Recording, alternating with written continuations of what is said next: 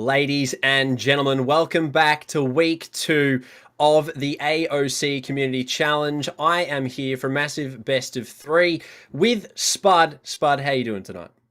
I'm doing really well. It's going to be an exciting game today. We have some familiar faces from some other tournaments dueling it out tonight. But first of all, we do want to thank our sponsor, AOC. AOC is a global leader in monitor display technology, and they've been doing this for over 50 years, so you know they know what they're talking about. They provide monitors for gaming, the office, and anything in between as well. So big shout out to them for the prize money, for making all of this happen, and of course, for the pleasure we have of being able to watch this great game. Speaking of which, who is actually playing today?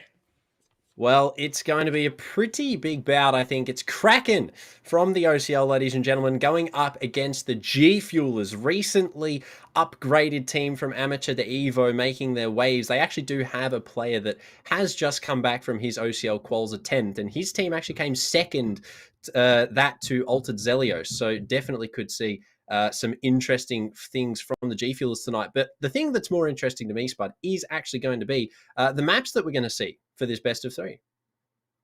Yeah, the maps, some classics and some newer, more exotic locations. We will be heading to Chalet first of all, followed by Oregon, a standard amongst everyone. And finally, of course, Clubhouse, everyone's favorite map. It is indeed the AOC Always Oregon Clubhouse Challenge right here. Oh, it is some of my favorite maps. I say that wholeheartedly. But some of the most competitively viable maps. I think actually the 3 most competitively viable maps at the moment, aside from Villa, which is unfortunately banned tonight. But definitely some interesting things to come out here, I would imagine. We've obviously seen Kraken play Chalet already, taking a 7-5 in the OCL over Alta Zelios in the first play day. So we already know there's some history there for Kraken. I've seen G Fuelers play it a couple of times personally as well in the Evo scene, and I know that they're pretty decent at it. So I think map 1's going to be pretty well off. But Oregon is pretty standard. Again, Clubhouse is really straightforward. So it is going to be, I reckon, pretty decent, especially if some of those players from the G Fuelers have already been competing at that OCL level. So you never know. It could be a relatively even bout, I think. Yeah, this is a really great way to kind of test those skills and get ready for those other leagues as well. OCL, of course, being target for a lot of these teams. So being able to play against these high league players will also help to kind of sharpen those skills and make sure that they're on the right track. And what better maps to do it than on Oregon and Clubhouse, two of the very technically difficult maps where you have to get a lot of those mini games correct. I mean, we're just thinking of, bunker pushes in Oregon, opening up the attic and games walls there. And on Clubhouse, of course, this whole CCTV wall, there's a whole meta just to opening that wall itself. But for now, are our teams ready? Waiting from production just to let us know whether the teams are in. Oh, okay, no, just waiting for the teams to co-op. So do we have rosters perhaps? We don't have rosters either. Okay, well, Chalet, was that G Fuelers or Kraken's pick here? Believe Kraken's possibly, not too sure on that. But all the same, rosters I do know most of off by heart for the G Fuelers. We have Japper, who was one of those OCL quals players. We obviously then have Lunchbox, Scars, and I believe Swift, possibly recently departed, not too sure. But all the same, that roster so far has been playing together for a full season of amateur, and I actually believe they came second or first, one of the two, and then obviously relegated into Evo through the qualifiers, and then made their way up to one of the top 3 Evo teams currently. So confirmed roster: Crine, Captain Oz, Scars, Lunchbox, Japper, Cookers. So obviously an Ultimate Duck. So maybe some subs here and there. Not too sure the current 5 for this evening, but this team, just from me seeing them personally, perform really, really well. So I'm hoping to see some good things from the G Fuelers tonight. Obviously, Kraken then on the other end of the spectrum, we've got Tiltec, iDrift, NZ Frankie, Seppi, Hunter, and Luna as well. And well, they're in CL. We already know that these guys can play Siege. So it's definitely going to be interesting. Yeah, and for those who aren't aware, Luna, of course, used to play in Pro League as well back in the old days. I believe she was with Team Sinister. That team is now disbanded, but a lot of those players are still around. I mean, Fisher Guy we know is on Chiefs. So, still a lot of history there and a lot of veterancy there. So definitely going to be looking forward to how the experience that she brings to the team and how that improves their play style as well. Let's take a look at the bracket, though, for now. I do believe we have that available to see how things are panning out for our teams. We are in the upper bracket round 2. So some teams started off in this upper bracket play last week, so we'll be seeing them for the first time. Kraken Esports will be one of those teams. They, of course, starting out against the G Fuelers, who played against Proto Squad and won an easy 2-0 last week. Some other really interesting matchups that we see here for week 2. Obviously, Win Diesel going up against Melbourne. We also have down the bottom Tayo versus Mako. That is a Evo bout from the ages, if ever I've seen one. Those teams have been going at it way before their time. Back when Mako were Kingsmen, that is going to be a good game as well. But tonight, the main focus, Kraken versus the G Fuelers. Starting things off on Chalet, as I've already said, we know Kraken is proficient. We know the G Fuelers can play it as well. I think it is going to come down to utility, though, for both of these teams, because Chalet is a very utility-heavy map. Obviously, you have to clear mezzanine. There's top blue shields for bar holds. There's study main wall. There's all sorts of roaming abilities, kitchen roams with Malusis. We've got downstairs lurks. So much utility is required to play Chalet efficiently, and I think that's what's going to get the teams tonight. But what are you thinking, Spud? Do you think utility is going to be the only holdup? Ironically, I feel that the Chalet I've been seeing is attacker-sided. For maybe this is different from your experience, but it seems that perhaps the relatively small size of Chalet is giving attackers a bit of advantage there in cutting off some of those defenders. For example, let's look at Mezzanine Window. It's such a big window, and it gives you across players trying to rotate out of library, and so it can be useful in making sure that players in library are flushed out properly. And of course, that main door, you can also cut across that corridor connecting the dining to the bar. So again, you can cut off rotates quite easily on Chalet. Yeah, there's also a lot of technical aspect for Chalet as well, how you set up a site, how you play the site, how you attack the site as well. But I believe the players are all mostly ready to go, and we are going to be jumping straight on in here to our first map of 3, ladies and gentlemen, Chalet, starting things off here with the bands. Now, G Fuelers on the attack first, Kraken on the defense. Are you expecting to see any out of the ordinary, should I say, bands here? Obviously, aside from Thatcher Spud, what do you think we're going to see a largely vanilla band pool?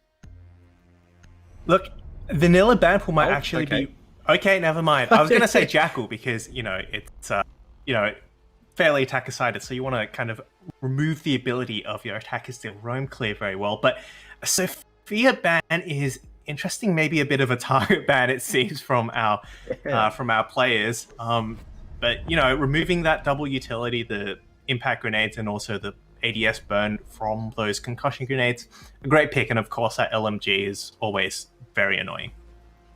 Yes, and the Thatcher is going to go. So a relatively vanilla second. However, the Zofia to start things off was definitely, I think, target ban here. But Valkyrie to follow. Pretty straightforward for Chalet. Finishing things off, do you think we're going to see the mirror, or is she going to skip through this week, Spud? Well, it'll either be a Kaid or mirror, but I assume it will be a little easier to deal with Kaid than mirrors. There's just so many places you can put them. But okay, another interesting ban. It will be a Mozzie. Everyone's, they're really target bans, hey. Definitely target bans, but I also think there may be a little bit, albeit relatively minute, small amount of vodding here possibly for Kraken, because G Fuelers have a relatively good drone economy from what we've seen from them in their top amateur Evo sort of seasons, or at least from what I've seen during my casts. So I know that G Fuelers do have a relatively good amount of drone economy. They also have a really good Mozzie player as well. So I mean, hey, it kind of works. But if we look at the roster tonight, Jappa isn't actually here. It is going to be only Scars, Lunchbox, Captain Oz, Duck, and Cookers. So Jappa, who was the OCL Quals player of once, isn't actually here tonight. So this could be a different game entirely for G Fuelers. Yeah, I mean, they did really well last week against the Proto Squad, but I'm not sure now is the time to be resting their laurels. After all, Kraken is a CL team, and they are damn good so far, so who knows? But it will be a bar hold first of all. It's quite a great site, usually the secondary site, but you know, works as a primary as well. We do see the Frost, which I admit I love very much. And yeah, those really powerful picks here on this map, especially holding windows in that bar window, making sure no one can It's going to be a good start here for Kraken as well on that middle site. As you mentioned, the Frost, a very good operator, help hold all of these positions down, especially if you're Luna, can't jump into the Frost mats if you are a defender. So that's a good start as well for her. But Kraken looking to hold down this first site here. Now, G Fuelers are looking for that top floor play, it seems. They're going to go through Trophy, make their way up Solar. They do have a lot of verticality here in hands of the Sledge. That is Lunchbox. So could see a good amount of vertical here for them, some early engagements, but Seppi's going to be forced back towards the site. Cookers takes a little bit of damage, though, but it's a good entry here, it seems, for G Fuelers. Yeah, so far, they've gotten in free and haven't taken really much damage. They've spotted one player in the kitchen. I assume he will be falling back relatively quickly. It doesn't look like a good position to be holding, but Luna will get taken out on the run. That's Lunchbox's first kill and a nice opening pick. A great start for the G Fuelers, especially taking one of those M590s off the board. Now, Lunchbox is actually going to find a second onto Tiltec as well. They have the Jackal track for the third. Now, Hunter could go down here. However, he's not about to die today. He takes Lunchbox off the board, so no more kills for him in the first. However, a big impact already for the Sledge. Now, they have lost that verticality, so this could come back to hurt them. But it is only halfway through the round, and G Fuelers still have a lot of time to work with, and a Jackal on the board. Having said that, though, there is a lot of utility stacked up at this library stairs, a standard position, and they're going to have to spend a lot of time working their way through that. Opening up now the office wall, it's going to give them an additional angle onto the mezzanine and start working that as well. But there's an extra player here to challenge as well. NZ Frank, those alibi clones may slow down their attack a little. However, Seppi's going to go down to Captain Oz just, I believe, inside the kitchen. NZ Frankie now falling to Cookers as well, and it's leaving everything up to Hunter. He's already found one. This is going to have to be an ace from him if they want to see the round under their name. Now, Scars is actually going to hit the first Frost mat of 3, and that's going to put him down. However, I'd imagine he will be revived relatively quickly as Hunter is now being Jackal tracked. That Mute Jammer is going to stop that secondary ping, but Cookers is going to do a considerable amount of damage, and this round could be over. No! It's not going to be that quick, and Cookers goes down. Still 30 seconds to work with, and with 3 players, that's plenty of firepower to deal with this last player. Hunter, of course, on low health. He's going to have to find a lot of kills here, but he doesn't have much time to do it. Neither does the attack. 20 seconds now as the diffuser starts going down now, but he will be hit from above as Scars takes the kill and the round for G Fuelers. Very well cleaned up there by the G Fuelers, and this is looking to be a good attacking half for them if they can keep that momentum up. Some really good early picks there, only shut down by Hunter, but they just kept coming. They couldn't lose those fights. They just kept getting those refrags, and even then finding opening picks to put themselves one step ahead of Kraken. This was definitely a good start for the attack side, but you mentioned it at the start, attack at the moment definitely does seem to be a bit more of the favored side on Chalet, but it is still early days here for Kraken. 6 pick off the Tachanka to Mirror. She has been let through the ban, so it's going to be interesting to see how they can implement that now on the bar gaming, which we are seeing a reattempt from here for Kraken. I do imagine those windows will be placed somewhere upstairs on the approach towards the site. I mean, last round we did see the attack was mainly focused upstairs. It was clearing that office towards that library and the mezzanine area. Captain Oz, of course, on the Jackal was downstairs to cut off any players who might attempt to flank, and we did see one player, I believe it was Seppi, who did fall victim to that as he tried to go for a flank. So, we'll have to see where these mirror windows go, but I assume that it's not going to be too much of an issue for G Fuelers here. Yeah, G Fuelers, I think, with the clear that we've just seen from them, can definitely adapt it to a way that will be beneficial to clear out this top floor. But now, with a little bit more of a mezzanine sort of appearance here from Kraken, this could definitely put a bit of a spanner in the works, depending on how many players are actually here at the start of this round. Now, obviously, they've got the double mirror set up. No one at mezzanine at the moment, but I'd imagine that is going to be the fallback position here for Kraken's initial roam, which is, again, starting over towards Solar with Hunter just by Piano. Luna possibly for the Nitro possibility from below, but Cook is most likely going to spot her out here if he checks the right corner, but he's going to be shot anyway. So, again, pretty decent start here for G Fuelers making their way in. Well, she does have the mute jammers perhaps to help slow down those drones, but Captain Oz does have his glasses and will most likely be able to locate her as well. Lunchbox once again cutting off the run, but Luna this time will get away with her life, makes it back to bar. So far so good though, 1 minute in order to clear out this bottom.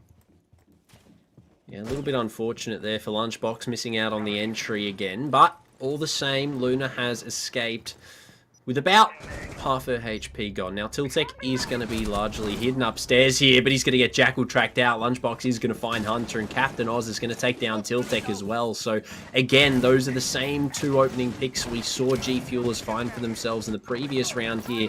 They're still going to have to get through this mirror hold, though, from top mezzanine, and NZ Frankie's in a really good position to try and deny some aggression here.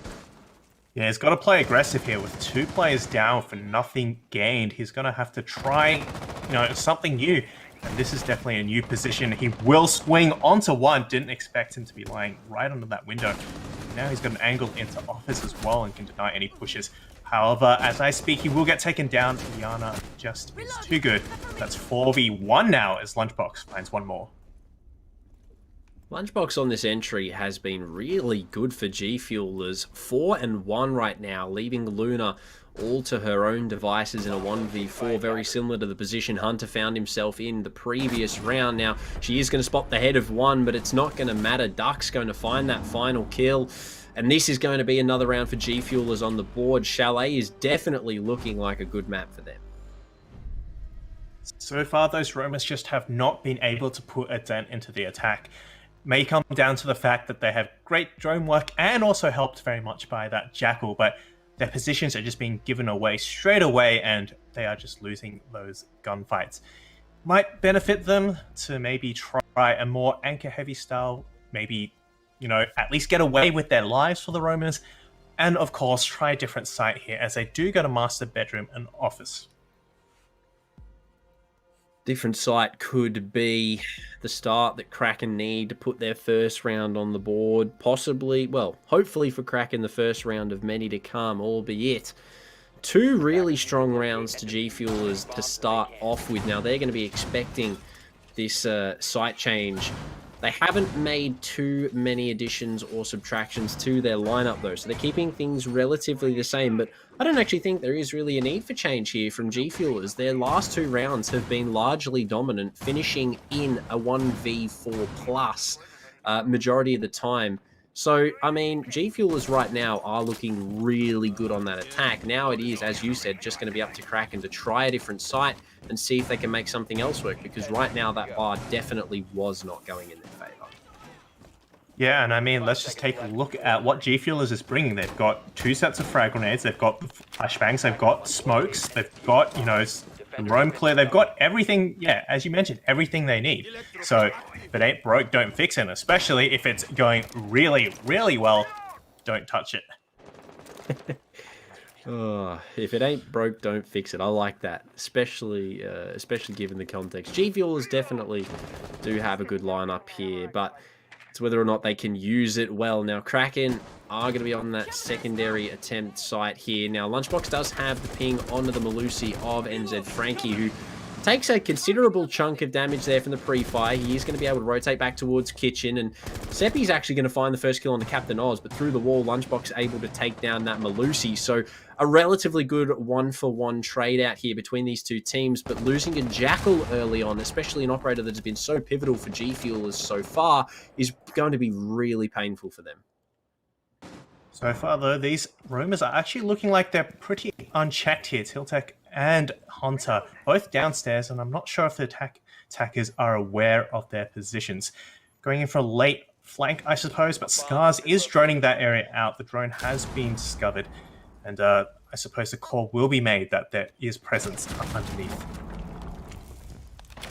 Presence there was. Information capitalizes well. Seppi takes down Cookers, but Scars is there to find one onto Hunter. Now Tiltek's going to go for the run out as well. The suppressor, though, it's going to do a little bit of damage, but all the same, Lunchbox is there for the pinch, and this is very well done by G-Fuelers as well. Duck finds Seppi, and again, Luna left in a 1v3, a little bit better than the 1v4 previously, but now still has 3 players to find, and only, well, I say only, she still has 1 minute and 10 seconds left to play with and a Nitro in pocket here. So it's good. Oh, put to sleep.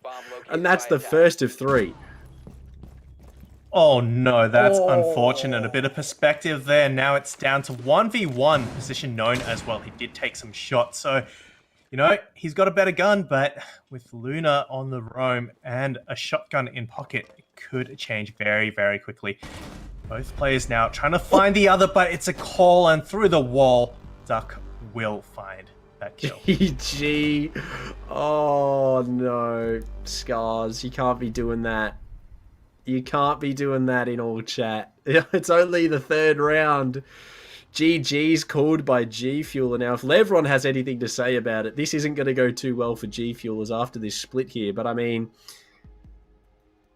look, Kraken now, if they don't have any fuel in the tank, that's definitely something to continue on with here. But hey, this happened with Altered Zelios. They were up 4-2 on the split. Kraken came back to win at 7-5. So maybe attack is just where Kraken's feeling themselves right now, and they're just waiting to get over on their split. But still, you can't take away credit from the G-Fuelers. 3-0 up right now is definitely really good from them. Yeah, and I mean, if we take a look at some of those little moments, I think they really show how well G-Fuelers is playing. I was just thinking about that run out on that Trench player. So G-Fuelers had 1 player come down West Main, 1 player on Trench, and the guy, I think it was, I believe, Tiltek? Yeah, Tiltek at the basement just could not shoot in 2 places at the same time. Great coordination, and those kind of things come down to very, very good communication and knowing where everyone else is. So hats off to G-Fuelers. It's small things like that which can really make a difference here.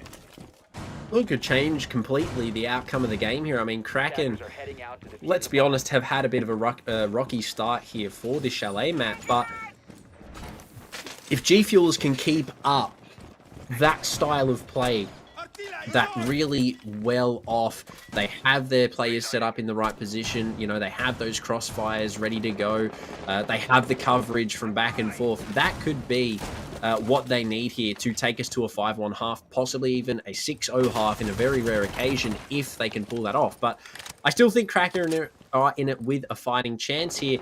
They just need to find that first round for a little bit of leverage, I think. Yeah, it would certainly help to break some of this momentum that G-Fuelers has built up. They're on a roll, and there's no stopping them at the moment. For once, we're actually seeing them enter through the library. Other times, they've always been through the office and trophy and the solarium stairs, but this time, with the site dining kitchen, they will be moving from the other side. You say it though, Tiltek on that roam is going to find Scars, and Lunchbox again. He's not going to get the first pick of the round, but he is still going to get the first entry here for the attack again. 7-2, by the way, in 4 rounds. Amazing entry potential from him on the sledge here. Now, it is 1-for-1. Losing a Malusi as opposed to a Hibana is definitely going to be a little bit more beneficial in favor of the defense here. So Kraken have found a really good pick, and NZ Frankie, however, almost finds his own demise at the hands of Duck from main here, but still a relatively even start so far, minus the health disadvantage now in favor of, obviously, the attack. But that kill is definitely going to make it a little bit easier here for the attackers as Tiltek falls. And with Captain Oz on the flanks as well, it's going to be very difficult for players like Luna to flank up those stairs, especially with the glasses as well, spotting those footprints. Seppi, however, will answer back onto Lunchbox, finally put to rest here. 3v3 now, but NZ Frankie on low health already, and a minute for the attackers to work with. And a hard breach are still on the board. Don't forget all of the utility that we still have here for G Fuelers, especially with Captain Oz now finding NZ Frankie as well on the cross. Will do a lot of damage to Seppi, but unfortunately the Cade is going to collect in that gunfight and will take down Captain Oz. So now a 2v2, a little bit better odds here for Kraken. Definitely more doable than a 1v4. They need to win their fights here. They definitely have good positions. A Nitro, no Nitros left. Duck's going to take a little bit of damage on the entry. It's going to start getting that bomb down. Nothing here other than for Luna to try and push on in to take the planter down. Will swung on rounds. You're going to take Cookers out. Seppi's there to take down Duck, and it's a triple for Seppi, and ultimately the first round now for Kraken. Luna's going to go down. Seppi's not going to pick her up, and that is the defuse for him. Well, what a great way to get that first round. A much-needed round, 3-0. You having gone through both your two primary sites, your bar and also master bedroom office, you need a win here. Otherwise, it's going to be all your sites, and I'm not sure what you'd do at that point. And honestly, I was just looking back at the opening picks, and every time, except for this last round, G Fuelers has gotten the opening pick and won. And this time, the only exception, Kraken got the opening pick and they won. Oh, possibly a random pick from Scars there. We could see that Monty removed from the board very quickly, especially with Tiltek on that Legion, and indeed we will. They're going to keep their relatively standard lineup going here and make no additions whatsoever, but that's fine. Tiltek switching off the Aruni onto the Legion could be beneficial here for Kraken, especially if they are anticipating that Monty, as much as I believe it was a random pick. That is still going to be a relatively good pick for them here, but first time we're going to see downstairs. Now, Spud, this site is one that doesn't necessarily see the same amount of play as the top and middle floor. Do you think that this site heavily favors the attackers, or do you think that it just necessarily isn't the best in terms of holding? I mean, ever since the rework, this site just has not been the same. It used to be very difficult to open those walls, and there wasn't much option to get into the site. But now you've got that extra wine cellar wall, you've got that extra hatch that you can open, you can play from the back, and of course, you know, the wall's a little bit easier to open as well. Having said that though, it's not a bad site, so I would chalk it down to a bit of both. You know, it's not the same as it used to be, but certainly the upstairs sites have a lot of potential, and that's why you see them more often than not. Definitely do have to agree with you there. I definitely think the downstairs site has become a little bit less viable since the rework. All the same, still can be done very well by teams that understand how to play it properly. And we could definitely see that here from Kraken, no doubt about it. These guys know how to play Chalet. We've seen them do it before in OCL. So could see that, but starting with the opener is going to be G Fuelers, and Tiltek is going to fall here. A little bit of a rough game for him. And so far, Lunchbox, another entry to put on his scorecard. Now, we'll lose the drone, unfortunately. He's got none left. But G Fuelers could actually just maybe walk in and try play fights here, because they know that Seppi is going to be close, and there's going to be the entry, as I say. Cookers takes him down, but Luna with a refrag straight onto the Ash. It's still a trade in favor of the attackers. I thought that Captain Oz killed Luna then, but it was Hunter onto Scars. Oh, going for that scan now, but Hunter is right around the corner. Both players know of each other, but Captain Oz will have the advantage there. Once again, going for the scan, and with the ping going up, these players are in a world of hurt. A bomb has been located. Attackers. Main breach is open though, so this is going to be a good start for an attempt at an execute here. Duck is going to be the only player remaining. I say that. Okay, NZ Frankie's cleaning up what's left. He takes down both Duck and Lunchbox and leaves it all up to Captain Oz. On low HP, does have the PDW and 2 smokes to work with, as well as 1 Jackal track still left. Could be doable here for him, but with 2 100 HP players for Kraken, 2 Nitros on the board, and Mirror in play, it isn't looking like he's going to be able to pull this off with any ease. It's very difficult to be pushing this site with those mirror windows. This is one of those sites where Mirror is just so powerful, and we've already seen how strong and Frankie taking out both players on the main breach. And this window, definitely an interesting one. He just looks away, but unfortunately the timing is off there, and Captain Oz won't be able to find that pick. Definitely could clear Mirror out of this position. Has indeed opened up above and popped out that Mirror. There's one of the Nitros for the defenders, and it hasn't connected, unfortunately. A lot of damage dealt to NZ Frankie here, though, so that's going to be at least something for the attacker remaining, but that isn't enough, and Frankie's going to pick up, I believe, his third with the long angle, and Kraken are going to put their second round on the board.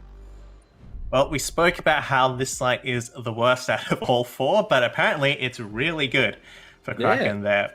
They made it work, and that Mirror definitely was pivotal. Just being able to hold the long breach, and of course with some great gun work from NZ Frankie there. 3 players off the board just like that, and that will be the second round for Kraken on their score. I think that's what we needed from Kraken, a little bit of calculated aggression. Swinging out onto the breach, cleaning up what was left of the HP from those 2 remaining G Fuel players. Really well done. Hands down, probably the kills that won Kraken that round. And let's face it, they needed it. This could still be a 4-2 here for G Fuelers, but at best for Kraken a 3-3, and honestly not the end of the world if they can get it to that score line before the split, because, I mean, they did it against AZ. When they switched over, they dominated. So we could see that here again against the G Fuelers tonight. But again, yet to see what happens here. It is still, well, about halfway through now, and people are starting to warm up. So Kraken could definitely come back from this deficit. Yeah, Kraken have started to find their feet here and got in the swing of things, and boy are they swinging. Well, quite literally, just onto whatever players are around and taking them out easy peasy. Once again, a lot of utility. We talked about this at the start of the match, how utility is so key to this map, and Seppi with the double shields here. Captain Oz will get tagged out, but Tiltek will get away with his life there. 1 in 5, not the best, but, you know, so far, it's okay. Still rounds to play. Little bit of a rough gig here for Tiltek at the moment. Hasn't had, as you've said, the best of starts so far, but that aggression from him early on is definitely going to be somewhat beneficial for Kraken. It's going to force G Fuelers to drone out Solarium a little bit harder than they may have done without his presence, so could be good for them. But Captain Oz already has taken all of this forfeited control here that Kraken just aren't really looking to actively hold. They do have those prone holes open up, so force on contesting, possibly from this main hallway here. Seppi on the Goyo, but he's not actively actually holding those prone angles. So G Fuelers are actually going to opt to switch it up, though. They're going to go up solar and look for their regular top floor take, possibly clear out blue as quick as they can, maybe force Tiltek back down towards the site. So this could be where it all switches up here if they can find this opening pick. Yeah, not only to Kraken not actively peek at those dining holes at the bottom floor, they don't really push up that side anyway, and so far we've seen, you know, the Jackal hold onto that as a kind of flank watch, but I think this is a good read here. They've realized that most of the presence is upstairs, and so they've rotated that extra player up that way. Looks like they will need it though, as Tiltek takes out one Captain Oz to trade back. Unfortunate lunchbox put on cams for the remainder of the round. Seppi will find one as well onto Cookers now. He's going to get tagged up, but he finds the second onto Duck. A lovely double. NZ Frankie to add to the mix onto Captain Oz as well. However, Seppi's down now by Scars. A 1v3 for the Habana to clutch on up. Type 89, definitely the gun to get the job done.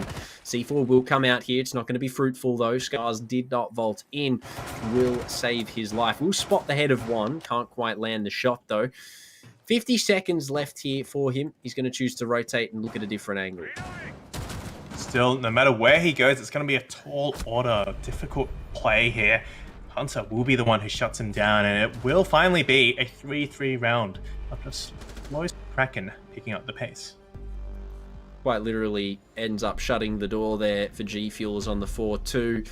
3-3, as I said, is going to be good here for Kraken. Now they just need to find their stride on the attack and start putting these rounds on the board to then possibly propel us on to map number 2, which is Oregon, keep in mind, Spud. So we could see it completely change up here. I mean, right now this is relatively even, but on a map like Oregon, one that has been played a little bit more than New Chalet, that could definitely be a lot different to what we're seeing here on this first map.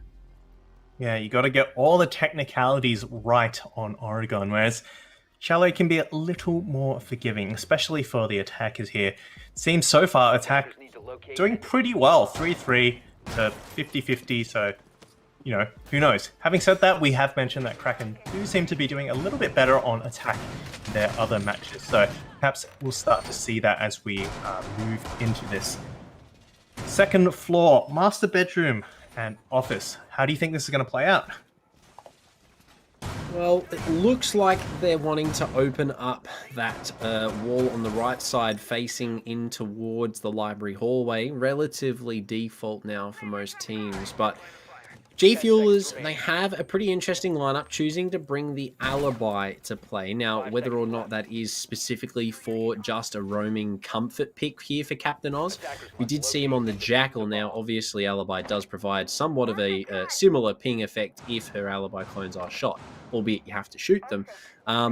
This could just be, as I mentioned, the comfort pick. So, the only real...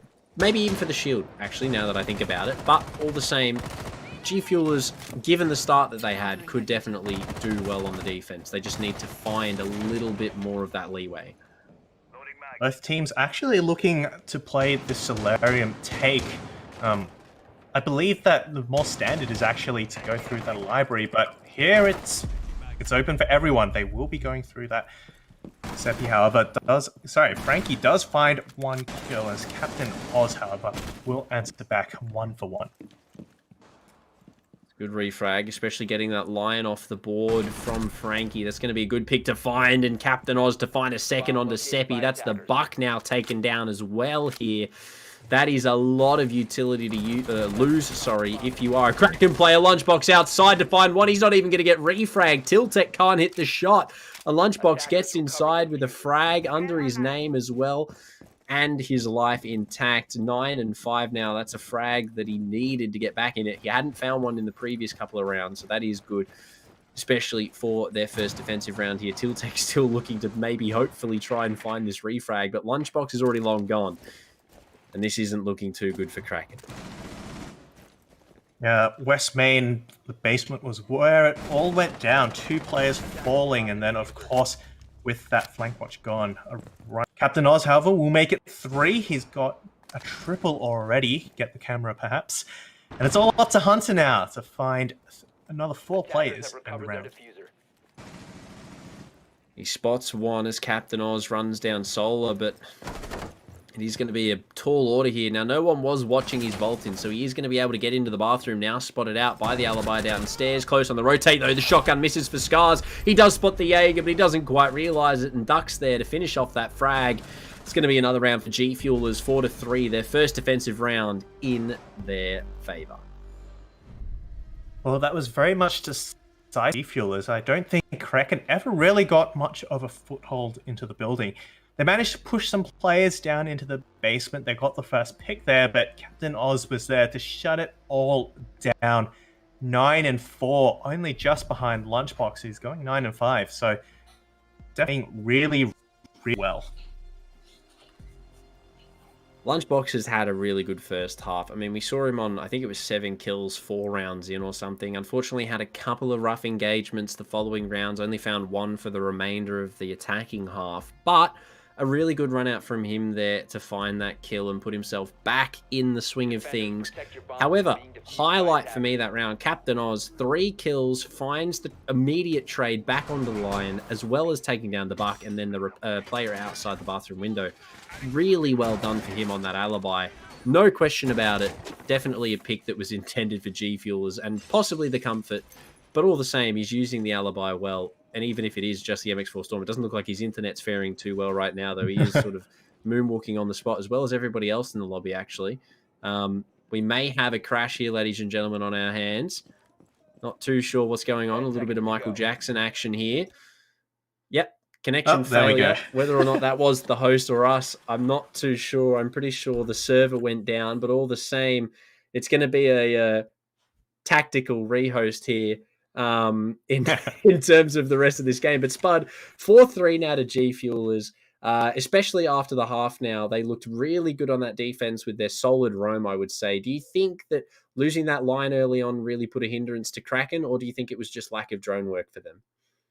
I think it was the lack of drone work and the fact, line shouldn't be your only tool that you're relying on to counter those roamers. At the end of the day, you have to rely on those fundamentals. You need those drone works. You need that, players cutting off any roamers as they try to rotate back. Um, you know, Otherwise, stuff like that happens. You lose your line, and then suddenly you don't know what you're doing, and you just get picked off one by one. So yeah, maybe better reliance on drones will help them out, and maybe bring the Jackal. Yeah, Jackal could definitely be big for Kraken. I think we saw it so well utilized by G Fuelers in the first half. But ladies and gentlemen, we're going to cut to a very quick technical break, get this lobby back up and running, and we'll be right back to bring you the remainder of the action for map number 1. Don't go anywhere. We'll return shortly.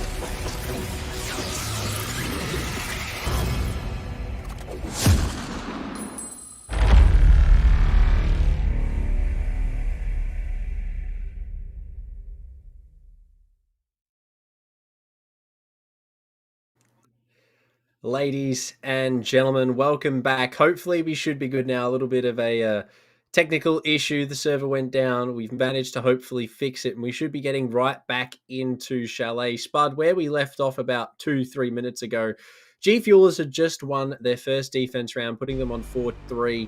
And how are we thinking now, seeing that they've played their first defense round and it was really well done, how do we think they're going to go now for the remainder of this first match?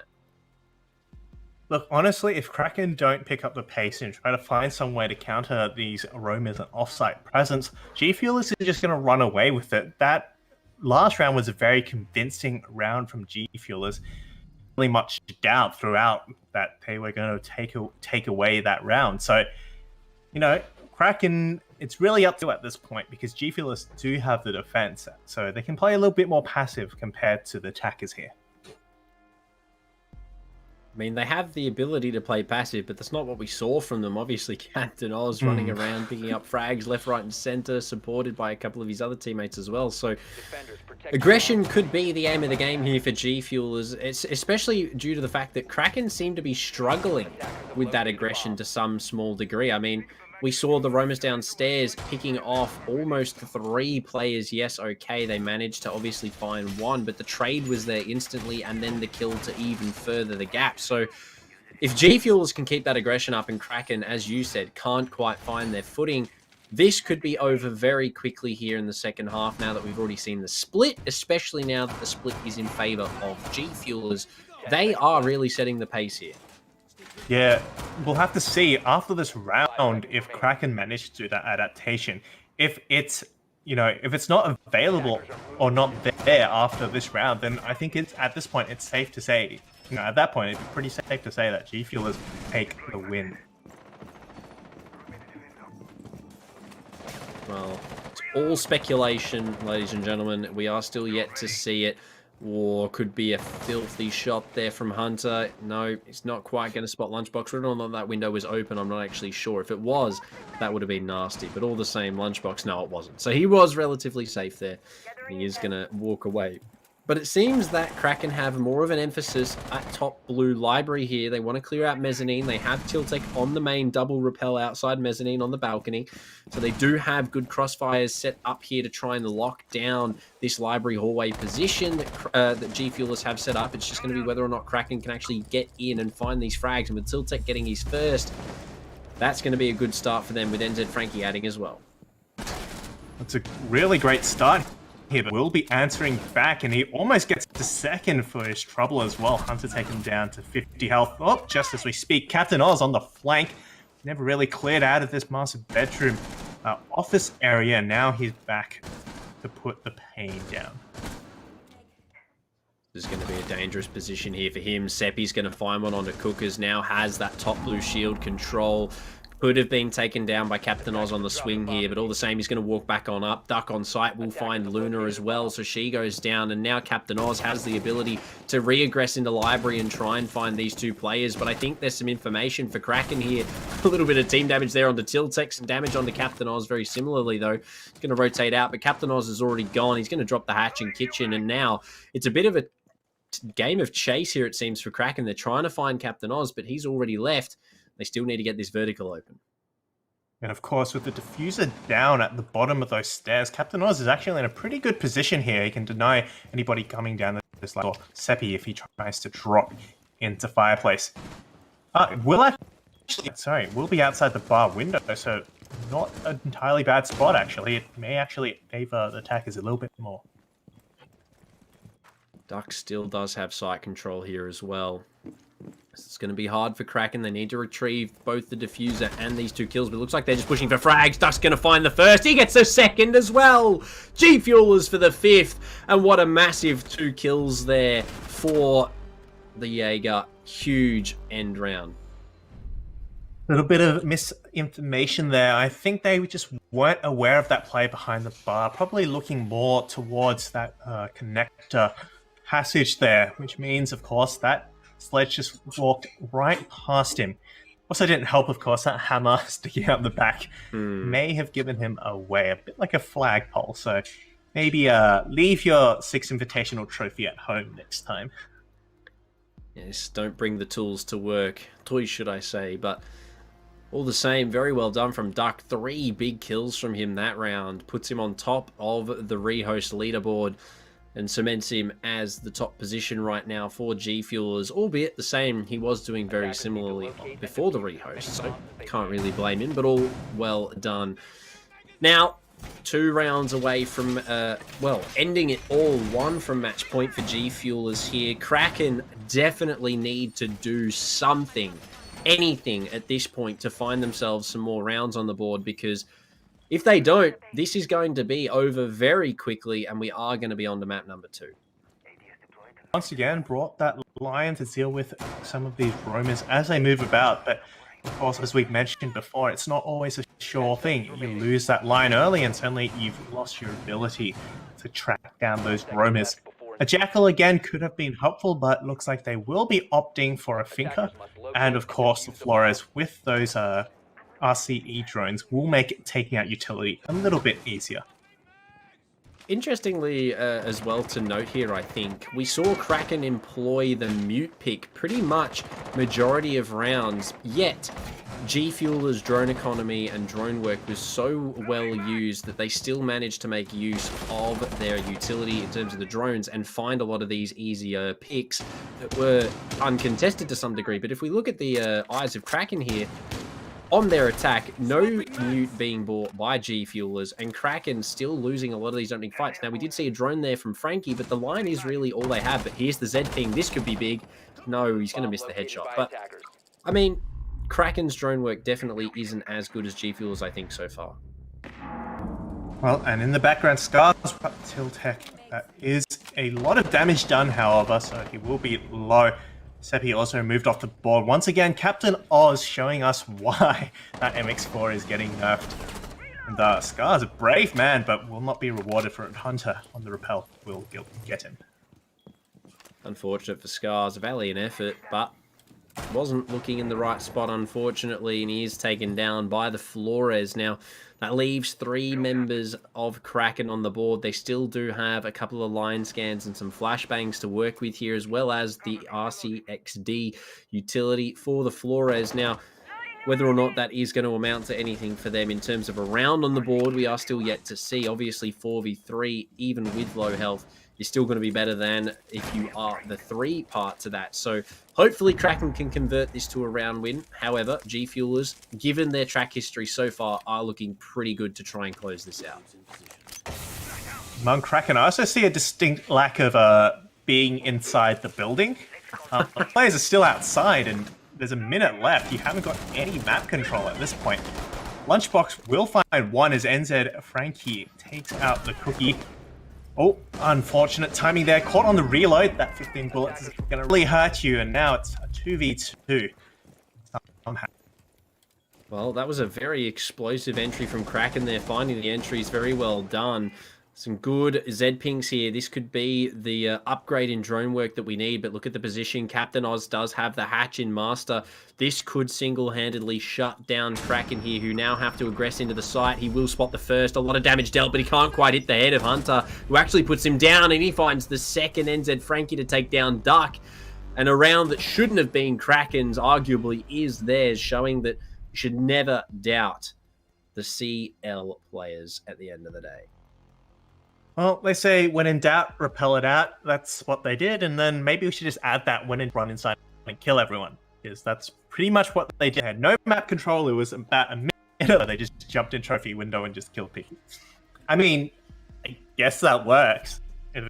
Again, if it ain't broke, don't fix it. But, you know, they're still around line, so need to kind of pick up the pace in order to even it out with G Fuelers here.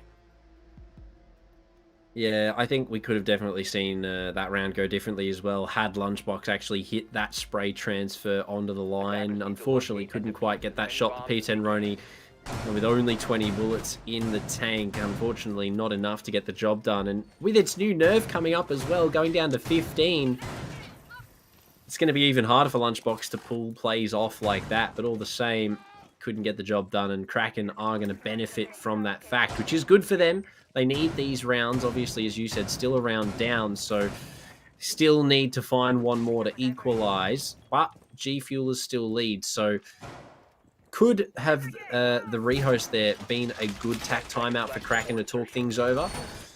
I guess we'll find out. Of course, losing that site does mean they get to move back up to the second floor master bedroom and office site. Their first site, of course, and where, of course, Captain Oz got that nice basement. So, this could be quite difficult for Kraken. Once again, on the primary site, they're going to have to face an uphill battle in order to prevent G Fuelers making it to match point. Oh, all right. Well, you can just do that. Well, that's Captain Oz shut down, the player who we've already seen. Well, I would use the words tear apart the downstairs clear here for Kraken. They have got now some good opening ability with finding that first kill, and that is going to set them up well here to go up towards West Main. Scars takes a lot of damage as well from Hunter on the piano window. He's going to send the little Flores drone in here to get rid of the shield on top of piano. So Kraken are actually making good waves towards the utility on the site here to clear out these positions that G Fuelers are holding on to, and with a pick early on, it's definitely going to cement them up here for a good late round, but Cookers is going to find one back onto NZ Frankie, so it's now 4v4. Some good utility being cleared out there, however. That's a shield and the Banshee gone, and with that shield gone, it makes it a lot easier to push in this piano area. Having said that, I think the focus is on the Solarium take once again, and Tiltek will focus his scope right onto the head of Lunchbox. 3v4 now. G Fuel is starting to drop a little bit quicker than I think they're aiming to. Lost a couple of picks here to Kraken. Now make it another one as Seppi takes down Scars. It's a double for him, and now a 4v2. Again, we saw Kraken in this position. Can the G Fuelers pull off a 2v4? We are about to find out. Habana to open up the main wall. It's going to be a planned attempt here for Kraken. However, Luna's going to take down Duck, and now it's all up to Cookers. A 1v4, should I say. Bomb going down. Does have a Nitro. Could possibly deny here, but the bomb, however, is going to go down regardless. Fully flashed, and he's going to have to try and do something now in a post plant, but he's not going to get the chance. Luna will pick up the second kill of the round, and the last one of this particular round is a full flashed player is quite, well, vulnerable, let's say. Not much he can do there. Makes it a 5-5, and what was looking like a poor attempt from Kraken is suddenly, once again, an even show. Yeah, a bit of a rough start, definitely, I would say, for Kraken, but they've managed to find themselves something to hold on to here. I think we do have to flash back to when Scars said GG in chat at 3-0. I think that's definitely coming back to haunt them now. They've equalized. They still haven't won yet, so we could still see G Fuelers somehow walk away with it. But as we know, Levron's always listening, so that could be a little bit of a curse there. Albeit, Kraken have equalized. That is good for them. And now they obviously are going to be looking to try and close it out. As I said, Kraken on attack, they do turn it up. And of course, it's always down to being able to fight back from a deficit and not lose that mental that differentiates good teams from great teams.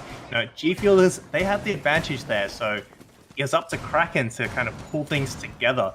And a lesser team would have started falling apart, but not Kraken. They stepped right up to the plate and brought it back 5-5 now. G Fuelers, once again, on master bedroom and office. This, I believe, the site that they won first, so could still hold something here for them if they can manage to, well, convert it into a win. We've already seen them give it a second attempt, and they didn't do as well the second try, so this is actually the third now. But all the same, they've switched up a little bit. Pulse is now being employed here by the G Fuelers, so an interesting addition to the roster. Shotgun in hand as well. Could be actively looking to shut down Seppi here on the buck. There is going to be Cookers close by for first contact, but it doesn't matter. Seppi hits those. Takes him down early on, and that's another good opener here for Kraken. Well, I was looking forward to the combination of Pulse and Cookers taking the kill there, but unfortunately, it's just not fast enough. Seppi, once again, showing his prowess here. Looking for a second, though, but Lunchbox will answer back. Takes out Seppi, and that's a vertical player. Oh, as I speak, though, he himself will be taken down as well. A really nice shot there for Frankie through the floor. Takes down, I believe it was Lunchbox. He's trying to break the wire in front of himself. Here's the Nitro from Oz, though. He's not going to get anything. Not fruitful at all, but the shotgun in hand. He's going to be able to put Tiltech down really quickly. Scars also falls to Luna. And these are some good picks for G Fuelers. Now a 2v3. It's all up to Hunter and Frankie. They are both overhealed a small amount, so that could help keep a little bit of their health intact. Now it wears off, though, and with only one E, 1D left, and whatever Rotiros Hunter has left, they're going to have to somehow find this 2v3. We've seen them do the 2v4. So 2v3, in theory, should be relatively doable here for Kraken. But G Fuelers, they already have the site win in the history books so far. So, well, NZ Frankie has rotated up back to this top floor, so they will be able to support each other. I was a little bit worried that they were quite separate there, but Captain Oz, of course, also has a lot of info to work with here.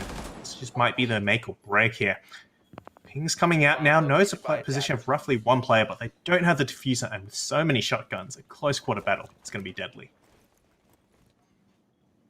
well, plus the fact that Duck has been on an absolute heater with this Jaeger. Now, they're going 6 to clear the shield, still have one line scan to come out, a flashbang to go first. I think they have the number of smoke here. They know that Scars is on this door. They do spot the shotgun barrel. Just need to find the kill, the headshot to come out from Frankie. Will find one. Duck to get the refrag, though. It's now up to Hunter. He's going to have to face two. It's not going to even get one. Duck, as he hits the floor, finds the headshot, and that's going to be now a match point for the G Fuelers.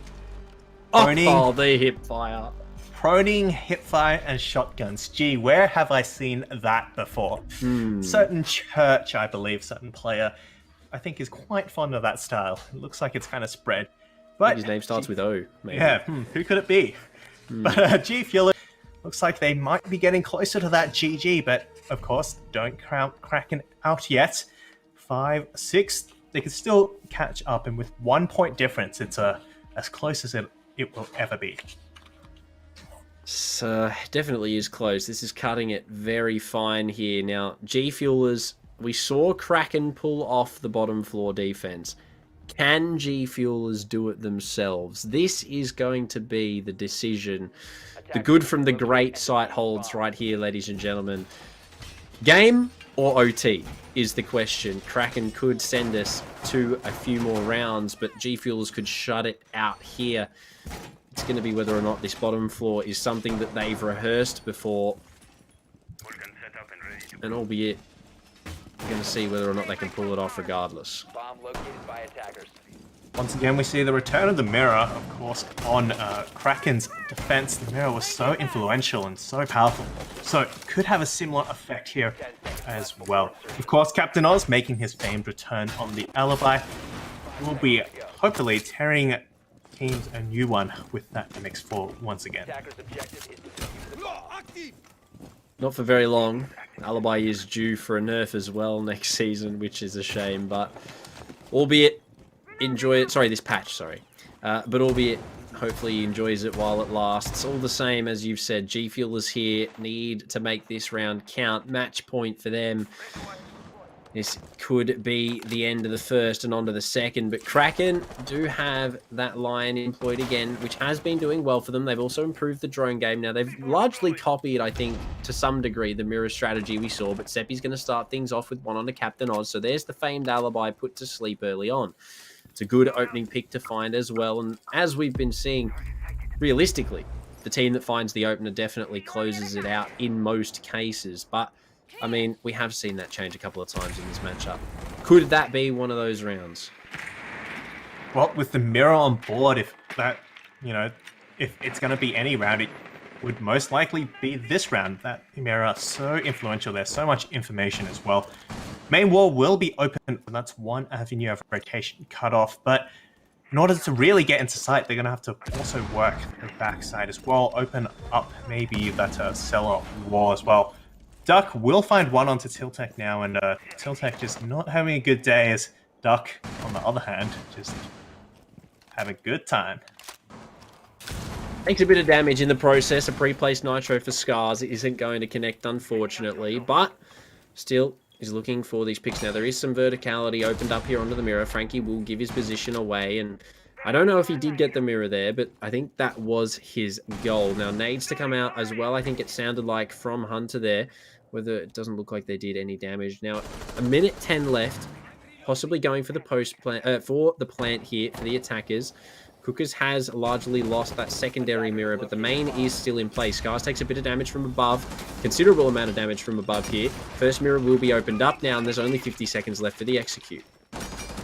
Lots of good vertical control, and that pays off so well. Cookers is taken out, but of course you do have to worry about getting onto site. It's no use having influence upstairs if you can't put the diffuser down.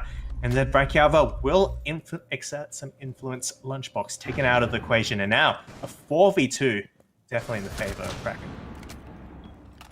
Well, Scars is going to go down now to Seppi. It's all up to Duck. He's not even going to get a chance. Frankie swings on round to the bottom of blue. And ladies and gentlemen, we're going to be going to OT here. Kraken crawl their way back from beyond the deficit and take us all the way now to, well, albeit a few extra rounds for this first map. But out of all the maps, I think this has definitely been, well, definitely will be the most evenly matched, I think, on Chalet. But we could still be surprised yet, Spud.